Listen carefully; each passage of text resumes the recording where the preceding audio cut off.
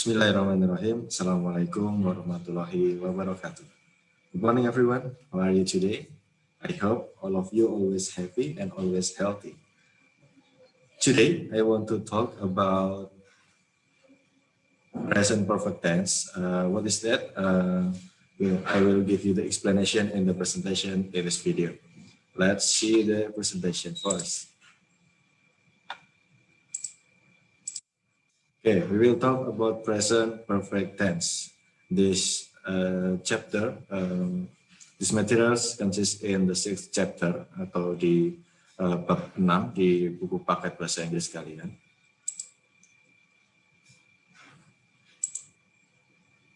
Okay, we will start with the pengertian or explanation. Pengertian present perfect tense. Present perfect tense is a tense that give a preview about something that happened in the past, but still have a response in today's activities ya. Jadi present perfect tense adalah suatu tense yang menggambarkan suatu kejadian yang telah terjadi sebelumnya di masa lalu, tetapi masih berlanjut sampai sekarang. Nanti kita akan membicarakan contohnya supaya kalian lebih mudah memahami. Lalu, this tense consists of some aspect and time. Ya. Gabungan ada beberapa aspek sebelum satu spesifik waktu di masa lampau dan bingkai waktu present atau masa sekarang. Nah, selain itu, tense ini juga bisa menggambarkan suatu kejadian yang dimulai dan berakhir di masa lampau, tapi efeknya masih dirasakan sampai sekarang. Dan ini kesimpulannya adalah tense ini digunakan sebagai penghubung antara masa lalu dan juga masa sekarang. Oke, kita selanjutnya akan bahas di rumusnya. Present perfect tense dibentuk dengan auxiliary verb have atau has dan past participle atau verb tree. Kita sudah pernah mempelajari verb tree ya sebelumnya, jadi insya Allah sudah paham semuanya. Nah, lalu have berpasangan dengan subjek I, you, we, and they. Sedangkan has digunakan untuk subjek he, she, it. Ya, kita bisa menyimpulkan ya di sini untuk have pasangannya adalah I have, you have, we have, they have. Gitu. Sedangkan has, he has, she has, it has. Jadi kalimatnya akan berbentuk seperti itu nantinya. Next, I will give the explanation. Example. Contohnya kita akan membagi menjadi 3 sisi ya, positif, negatif, dan interrogative.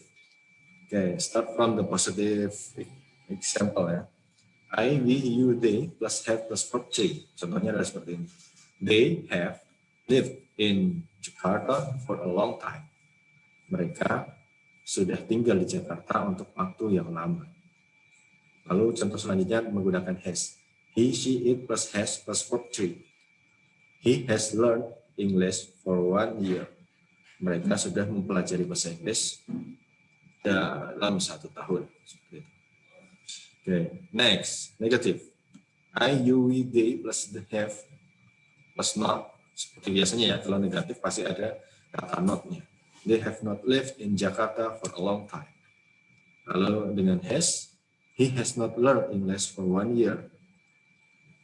Lalu interrogative atau kalimat tanya. Have di depan, setelah itu baru subjeknya, setelah itu baru past participle-nya atau verb tree-nya. Have they lived in Jakarta for a long time? Nah, selanjutnya has plus subject plus verb tree. Has he learned English for 1 year? Nah, mungkin kalian bertanya-tanya verb tree di sini di mana ya? Verb tree di sini adalah di ini, kata live ini adalah verb tree. Learn ini adalah verb tree. Nah, selanjutnya English itu adalah complement atau kalimat pelengkap. For 1 year ini juga kalimat pelengkapnya ya. Sama juga di negatif juga sama.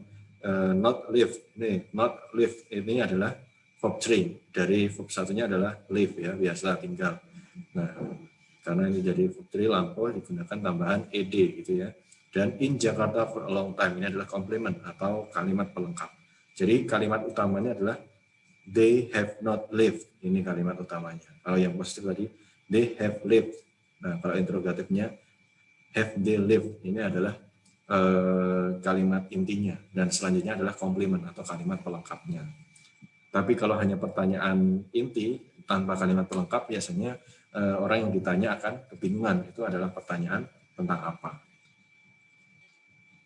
Next, for and since. Apa ini ya? Pada kalimat present perfect tense, keterangan waktu yang sering digunakan adalah for and since. Apa itu? Bagaimana gunanya? Oke, kita awalnya dari for dulu. Digunakan untuk menunjukkan beberapa lama periode waktu berlangsung. Oke, for dapat dihilangkan dalam suatu kalimat, jadi tidak pakai for apa-apa.